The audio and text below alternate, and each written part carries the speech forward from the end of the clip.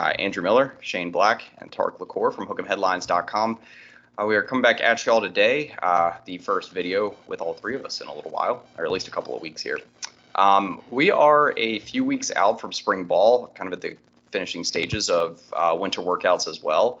And so we're going to, kind of take a look at some of the bigger storylines, position battles, and just overarching subjects that I think there's a lot of people already tackling heading into spring ball. But, something that I want to dig in on a little bit more is maybe taking a look at like position battles outside of some of the key positions. Everyone kind of talks about like running back, wide receiver, quarterback, but there's going to be stuff going on along the offensive line. There's going to be stuff going on all over the defense. We have 17 new enrollees that are getting broken into the program. I would say half of which could make an immediate impact on this team in the fall. And so there's a ton to talk about. I guess my thoughts coming out of winter workouts right now is that, for one, it's really hard not to get excited about a lot of the new enrollees from the high school ranks in the 2023 class. Heard a lot of impressive stuff. I would say like on a weekly basis, there was buzz coming out at least about like a third, maybe half of the early enrollees. A lot of them looked the part already.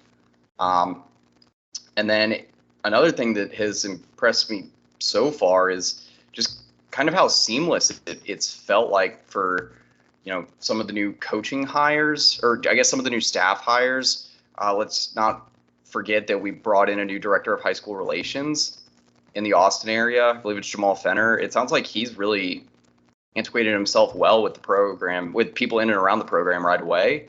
Chris Jackson, wide receivers coach. It sounds like he's doing a nice job so far, and that people are taking to him well. A.D. Mitchell is standing out right away in the wide receiver room. I don't have a whole lot of complaints so far on those fronts. What are some of y'all's thoughts from from the end of winter workouts? Well, I'm absolutely floored that the best receiver on the national championship team is making good rounds at Texas. That just shocks me. Really, can't believe it.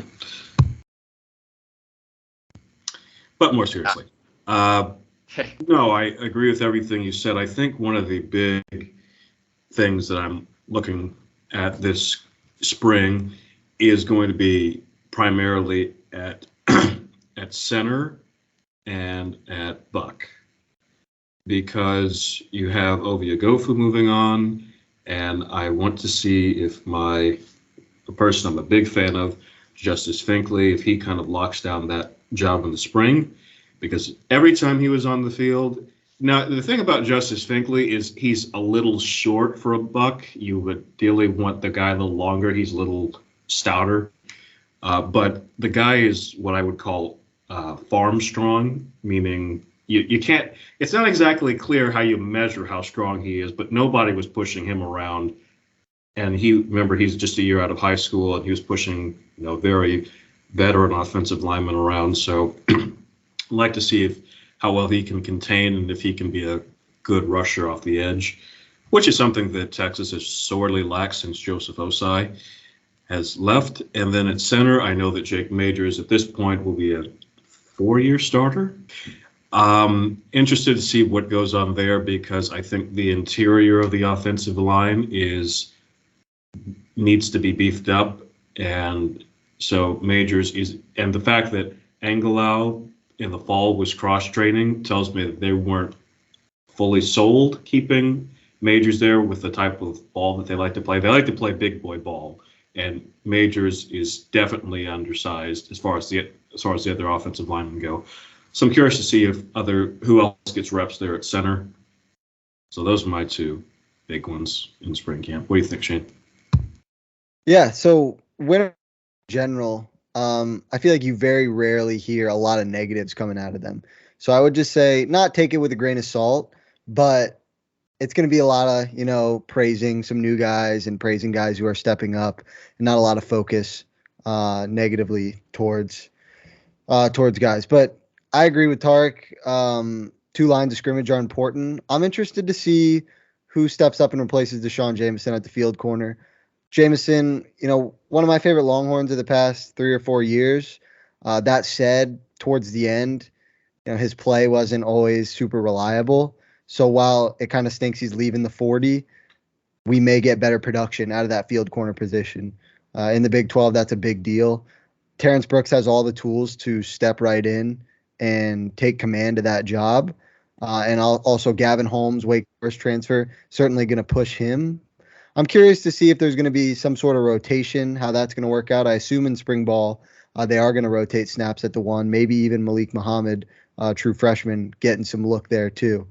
It's a position where I think Sark's going to let him, compete for it. PK is going to have a lot of pull there, but I think whoever plays the best in spring is going to earn that starting job. That said, when fall ball comes around, I assume it'll still be somewhat of a rotation, but I'd really like to see Terrence Brooks take hold of that spot. I think Gavin Holmes, is more of a rotational cornerback.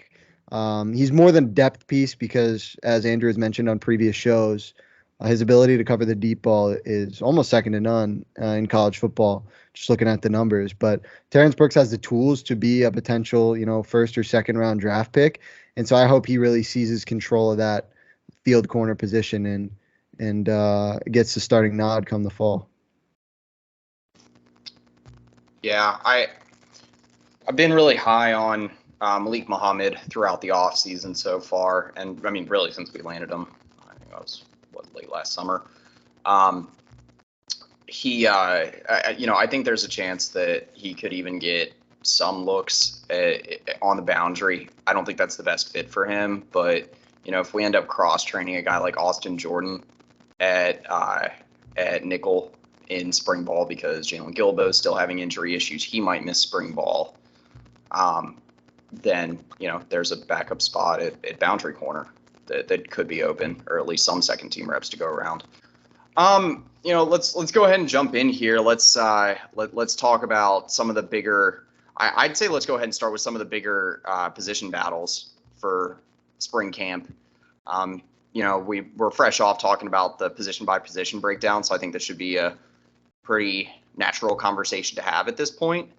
But I'm going to go ahead and start at. I would say let's go ahead and start at the interior offensive line, because I think there's going to be some movement there given injuries and just the, I think, expected attrition, not necessarily attrition, but I think some of the expected movement on the depth chart that was going to happen either way with so much talent coming in the last two cycles. Let's go ahead and look at right guard. So Cole Hudson is bound to miss spring ball.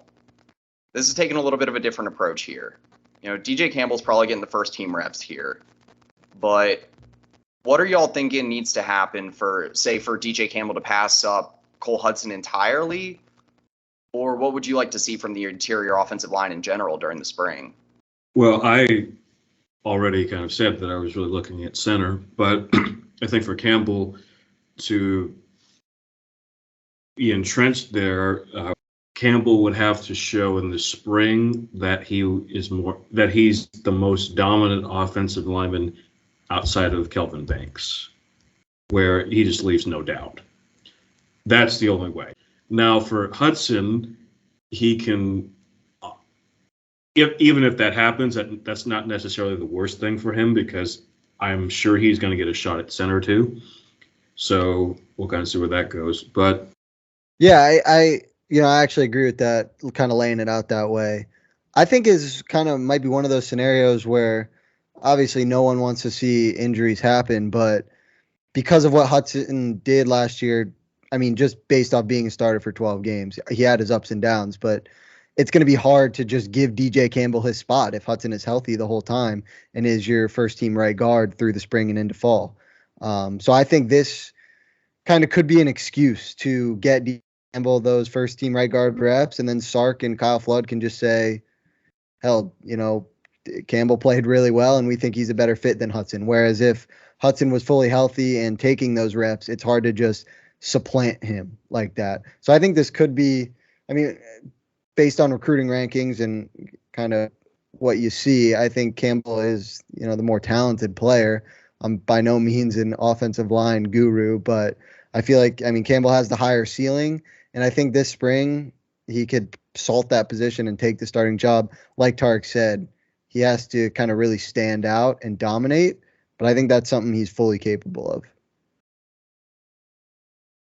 I started the conversation with that just because we were talking about the Gilbo injury before, and I think it's interesting to think what doors could open up for, some guys in spring ball, because I've talked about, this is my personal take on is that, like, I feel like we've seen in the last couple of offseason, once Kyle Flood gets an idea in mind of the type of player he wants at a position, and once a player shows that in camp, that usually that player has a hold on that job. And for me, DJ Campbell seems to be the guy. If there is one guy that's going to lock onto a job that could be a new starter along the offensive line in 2023, it would be him. But I mean, we've talked about that a lot, that it's an embarrassment of riches, or it's going to be an embarrassment of riches, I think, in the fall to have both Hudson and Campbell there. Injuries probably are going to happen along the offensive line. We were really fortunate last year that we had the same set of starters, I believe, in every single game. And so, you got to be prepared for, injuries to potentially creep up. That I honestly have just like one position battle on offense otherwise, and that's going to be a running back. But I mean, we've already had this conversation too. Jonathan Brooks and Jaden Blue are coming off injuries, and so, they might be maybe limited at the outset of spring. I haven't heard about anything for them missing spring ball, but what are y'all looking for at the running back position? Because, I mean, I think it'd be really interesting with Jonathan Brooks coming off an injury and then Cedric Baxter already really showing out during winter. Yeah, all I'll say, I mean, I think the running back position is going to sort itself out. I think this has been established. If Baxter is the guy that gives you the best chance to win, he starts from day one. As Sark has established, he's not going to do what Herman did and, sit a talented guy like Bijan his freshman year just because he's a freshman. I think this could kind of be the same scenario. Obviously, Keontae Ingram back then was a little more experienced than what Brooks is, but if by all accounts, it seems like Baxter has been a presence at winter workouts and has really, made his mark on this offense in the little that he can. So all I'll say on that is that if he is the most talented and seems ready, he should be the guy. Age should not limit him whatsoever. If it does, that's one way to get yourself kicked out of the door in Austin. I think Sark knows that, though. And if he doesn't, then he wasn't paying attention to his predecessor, which we know that he was, because in his first conference, he said if things were good, a change wouldn't be being made. So I think he got that point. Yeah, I'm not surprised at all. As you all know, I'm a huge Cedric Baxter fan. He reminds me a lot of Najee Harris, who I also was a big fan of. I think that he's a perfect fit for the offense. I think that, he's got the body of a 25, 30 carry back. Not that he'll have to do that right away, thankfully, because you want to keep that wear and tear off you until you get into the NFL. So as far as will he be, that I don't think is going to work itself out until the fall when they can have a full complement. But I do think that Cedric Baxter, if he plays well during spring, and what we're very interested here is going to be blocking. But if he plays well, he'll certainly establish himself as someone who's going to play a lot come the fall. So what his goal is to make sure you're in that top three of him, Baxter, Brooks, and then Keelan Robinson, who will be the gadget player. I hope to see a lot of two-back sets this season. And I'm hoping to see like packages where you have Whittington and another back in the backfield, and then like move Sanders like kind of into the slot, and then Worthy out, and then Mitchell, or mix of them and Nay, or kind of doing a lot of those kind of sets that made LSU unstoppable with lots of positionless football. I think this is kind of the year you can really do that. So yeah, I'm not surprised at all that Baxter was the best back in the country. There were a lot of good backs this year. So let's see what he can do. Yeah, I mean, I think the comparisons right now are kind of difficult for Baxter because I think his game's going to be molded a little bit differently in some of the other dynamics. Tarik, you mentioned blocking. And I mean, I think that's one area that I would like to see I'm not saying more from Baxter in the sense that like I don't think he can block. I think he can. I just don't have a ton of film on that. I've never seen him. I've never seen him personally in a camp or combine setting either. So I don't know that phase of his game. And as a receiver, I know he's limited to a few different routes right now. And I think that's probably the way it's going to stay at Texas. But, you know, you'd like to see him make an impact in that phase of the game as well, because that's, you know, receiving is one of the areas where Bijan really blossomed last fall. And that was very profound for the offense. You know, y'all mentioned 21 personnel and running more with that. I think we're going to see a lot of that with a little bit less tight end depth and some really interesting kind of versatile running backs that we'll have with Savion Red moving to running back now. We have a lot that we can do with Keelan, with Savion. I mean, Jaden Blue has pretty good hands too. I think he could be interesting coming out of 21 personnel sets. I think that put Jordan Whittington in that group too. Yeah, I didn't really think about that, but that could be pretty interesting too. He's definitely got the blocking chops, and I mean, he played running back for a year before he got injured. Yeah, no, I mean, there's a lot of interesting possibilities there. I'm excited to see what happens at running back in spring.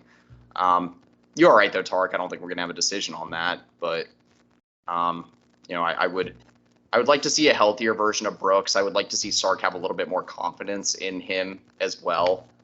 Like, you know, that you're seeing more out of practice and hearing more practice reports where it's like, oh yeah, they're using Brooks in more dynamic ways, investing some time into the game planning and reps for him.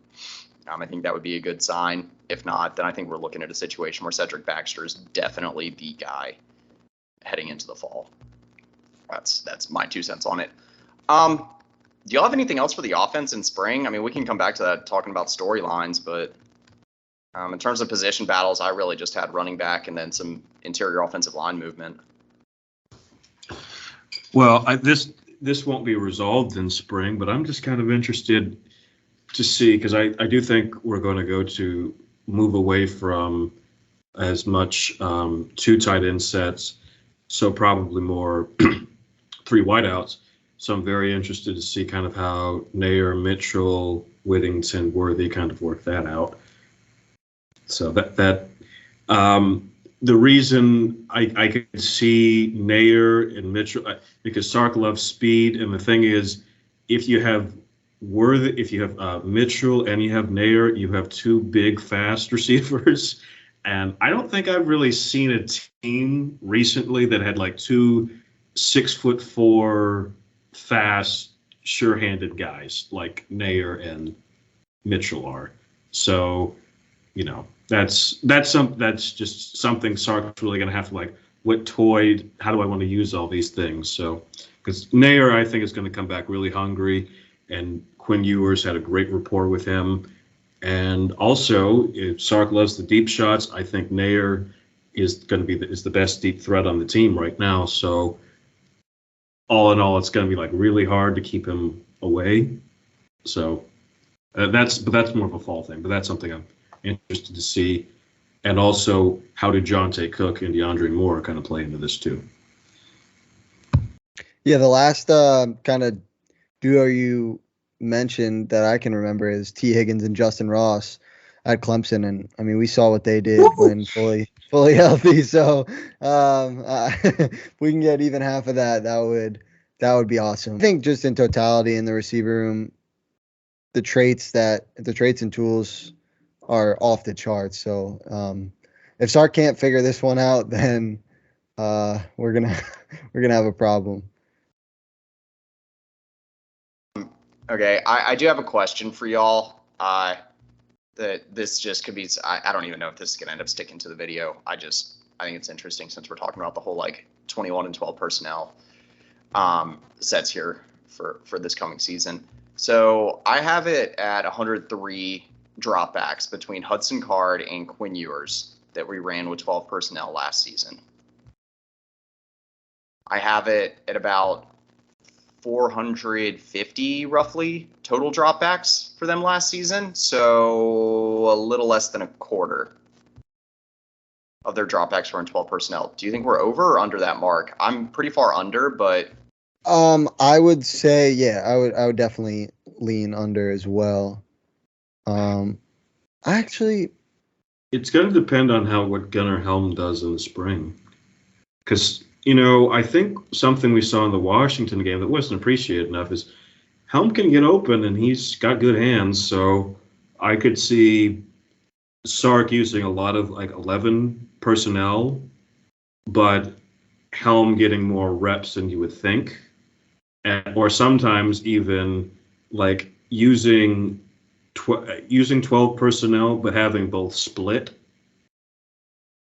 Because, Sanders can basically play receiver and you can put Helm in more of that flex tight end position too. So it'll be interesting to see. But I mean, just straight up hand in the ground, two tight ends, I do think we'll see less of that because it limits the offense. And I think Quinn works better out of spread. And given that we don't have we're not really sure who the running back's going to be, I think we'll be more of a pass first team. This year will be more pass to set the run. And hopefully some tempo. Let's turn the attention to the defensive side of the ball here, because that's where I think a lot of the meat of this conversation is. So, if we're looking at position battles, I'll go and start along the defensive line. I don't know how much of a position battle this will truly be, but I'm looking at one of the defensive tackle spots, and I wouldn't conclusively say that Alfred Collins has a starting spot locked down opposite of T'Vondre Sweat coming out of spring ball. I think Byron Murphy and T'Vondre Sweat are locks, but I think if a guy like Chris Ross, a guy like Vernon Broughton emerges. Well, I think the easier thing to go from that is just saying, are we going to go? Because now we have the bodies to do it now. Now Texas can go to the 2-4-5. Now you have the type of bodies that you need on the defensive line, at linebacker, and other places. So I could see us going to more of that, especially since that's kind of the defense I certainly expect us to go to when we go to the SEC. So just to prove your point, I mean, you can't count on the 3 down linemen. You've got to start thinking I need to be in the top 2, and I don't think he's in the top 2. I think he's the clear 3, so he'll be switching out. That's what I would think. So if I'm getting you right here, you think that almost just kind of that lock of the top 2 of Sweat and Murphy will kind of start more of that transition to more looks in the 2-4-5? Okay. Yeah, because I think now that you have Baron Sorrell at the jack spot, and you have Justice Finkley going to obviously going to play Buck. And at linebacker, you'll have obviously your star in Jalen Ford, and I think Anthony Hill, who's going to be a stud. And don't watch out for Lufau too. So yeah, I think they're the type of linebackers that can cover and can run sideline to sideline. So that I think that you can start that transition, and you have a plethora of defensive backs who are going to be that you can move all around. So I think you can go to the 2-4-5 at this point. We weren't ready to do the 2-4-5 when PK got here, but year 3, I think we have the personnel to do it if that's what we want to do, and I think that is what PK wants to do. I think we have the personnel at the top. I don't know if we necessarily have the depth that I would want in a full defensive line rotation.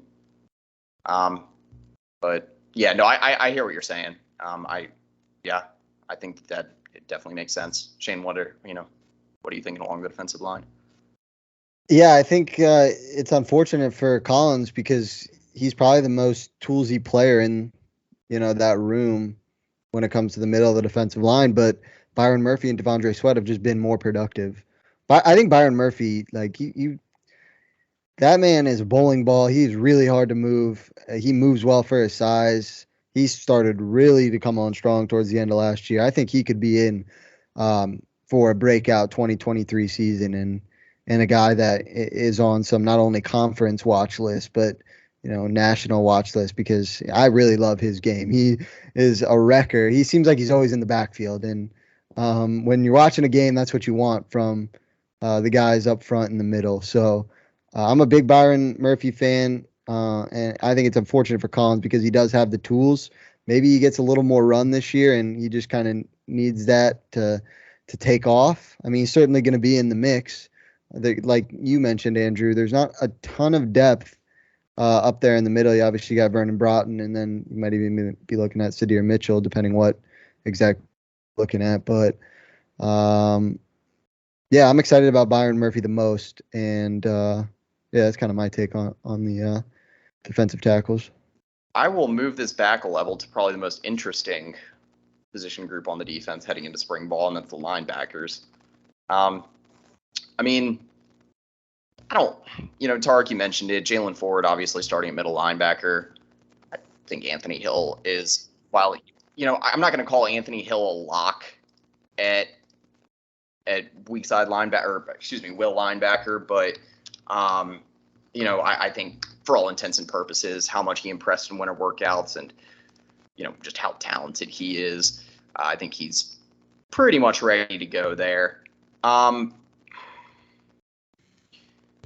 say this.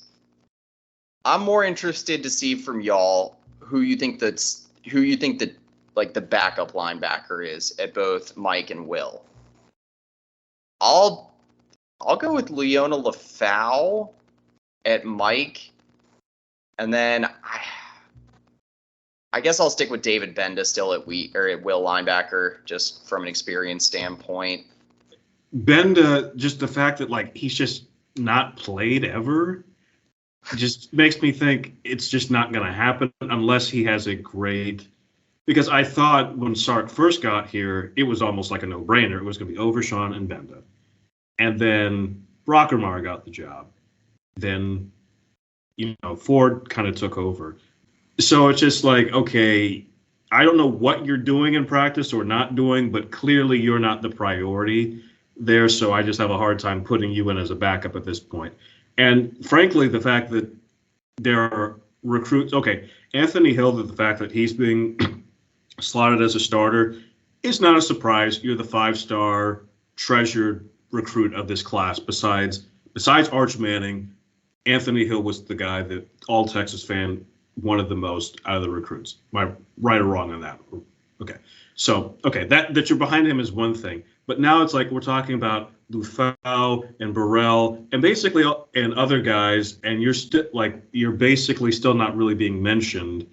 That ought to tell you all you needed to know, I think. So, Benda might have a better shot of trying to be a running back at this point.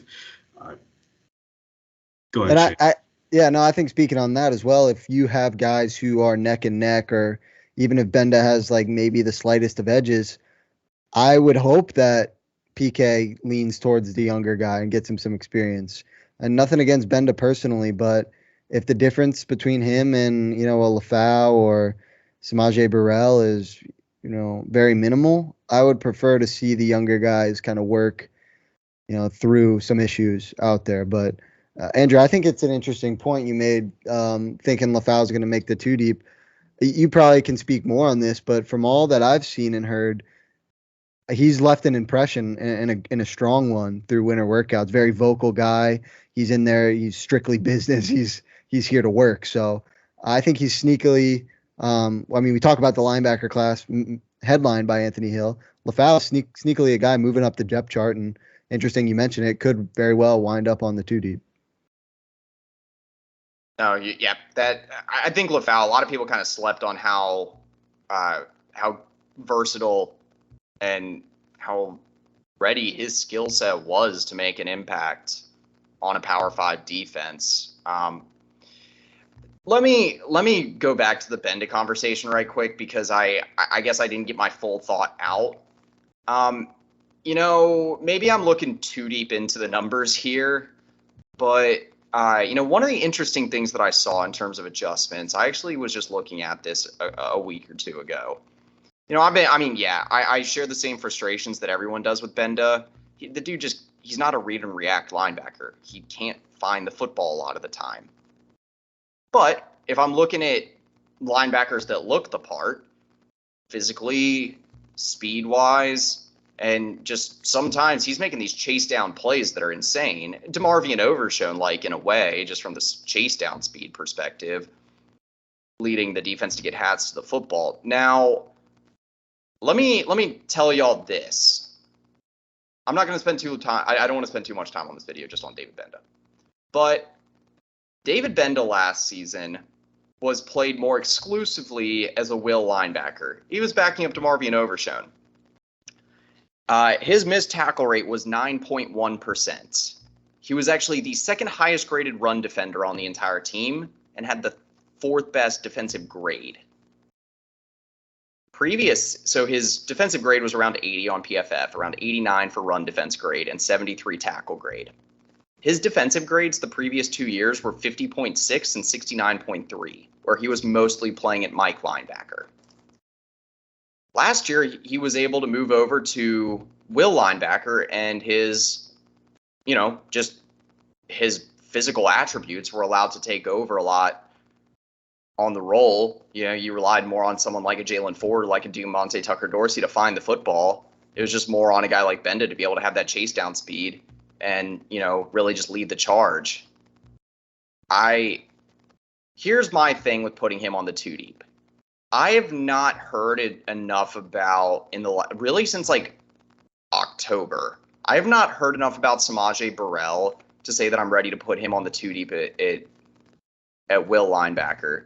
And I think Mo Blackwell is best served as a Sam linebacker. I think a lot of his flaws will be very magnified if he's the backup weak side linebacker. I think Benda's a 5th-year guy. He had his best season to date last year in that role, which was new to him, and it fit his skill set better. So that's my thing. I know I dug way too deep into that.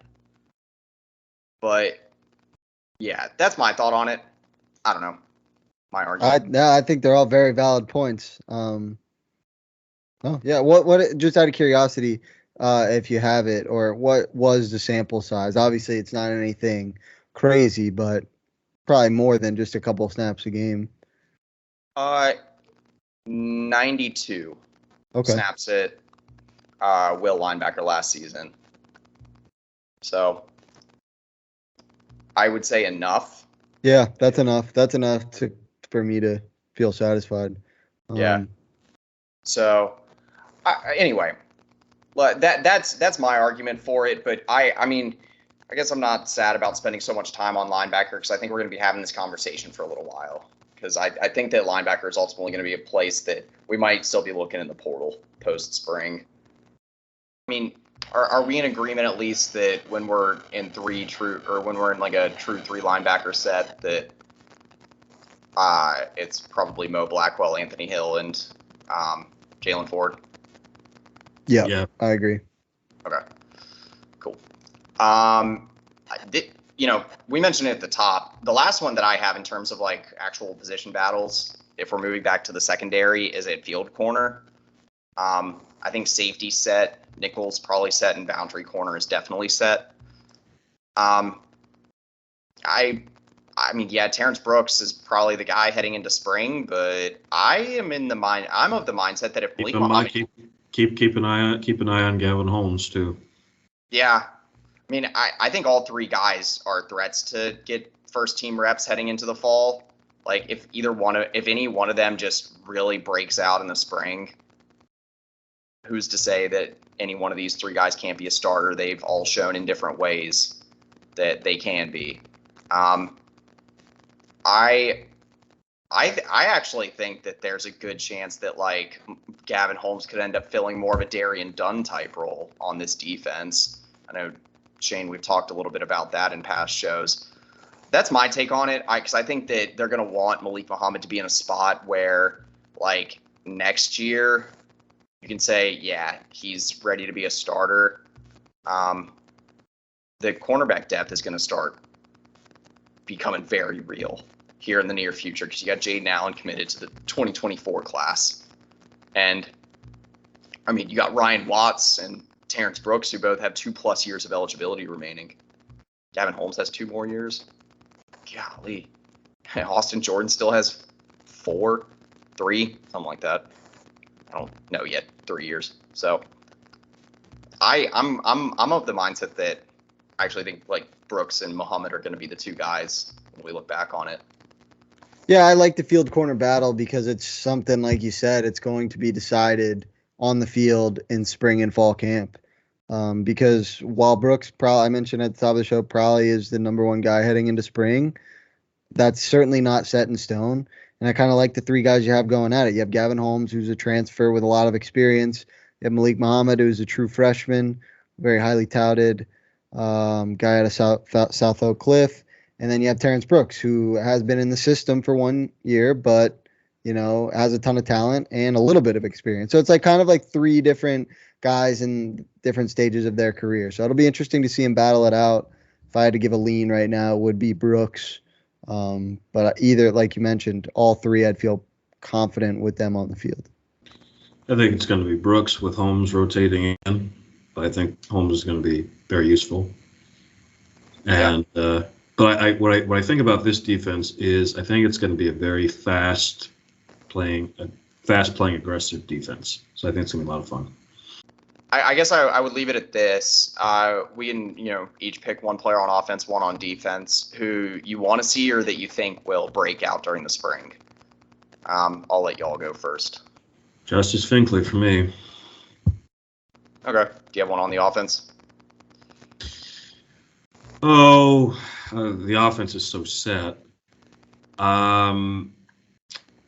I would like because I still don't think we're going to get much clarity at running back, even though I think all of them will make some plays. So I think someone that I do think that could really impress. Let's say this is going to sound dumb, but I think Quinn Ewers. Yeah, that'd be great. It needs to go from really talented to this guy is clearly the starter. I don't want to hear any more about Arch Manning, Bleak, whoever. That's what I want to hear. I'm as president of his fan club, of course, that's a bias I have, but I think that the fact that he cut off his mullet, he's saying, look, I'm taking this really seriously. This is my team. This is my time.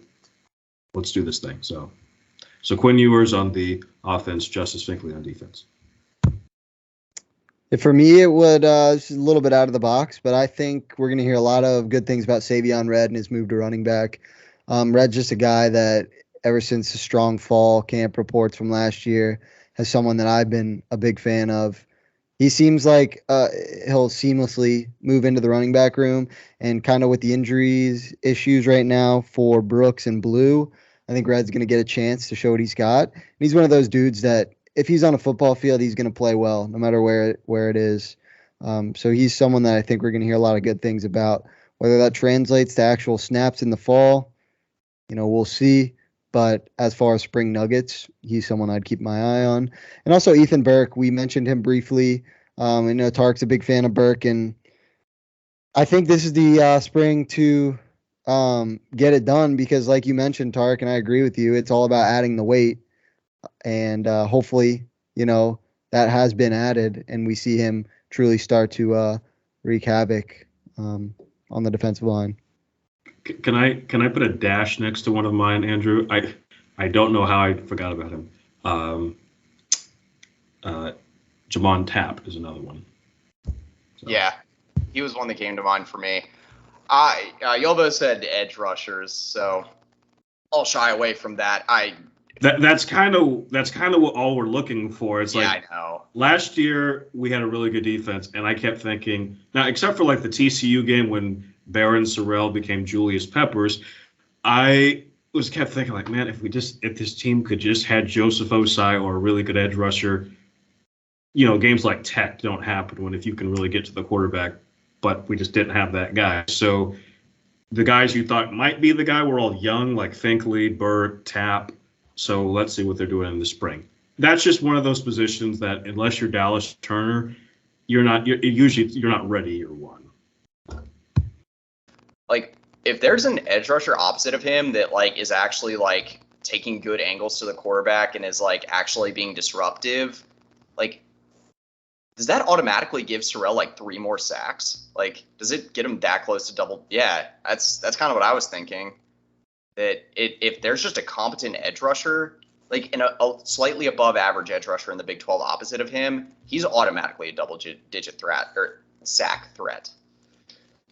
So, but I'm gonna go.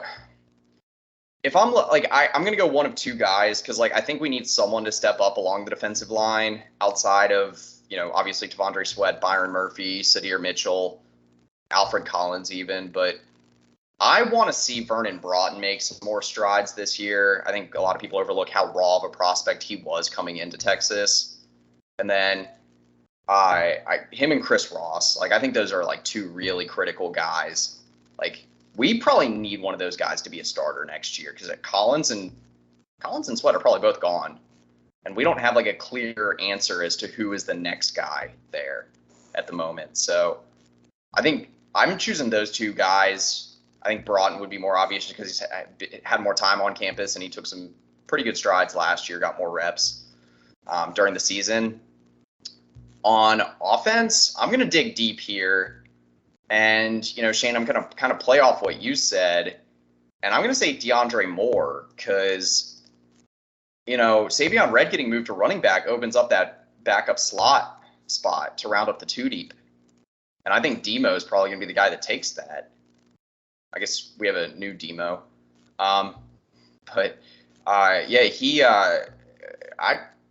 It sounds like he's been impressing right away. And I see some Duvernay to his game. He's got really good hands, man. He's elusive out of the slot. And he's going to get to learn.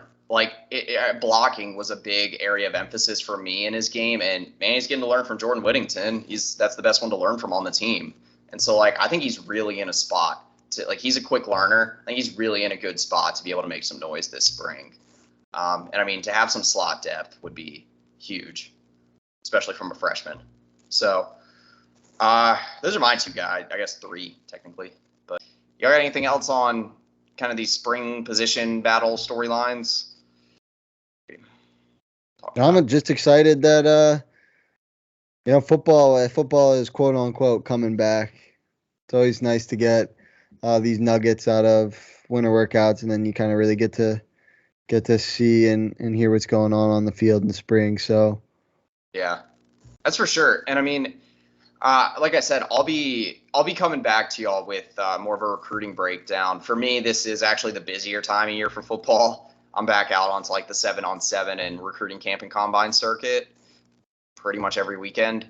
And so I'll have plenty for y'all. I'm headed out to Fort Worth on Sunday. So,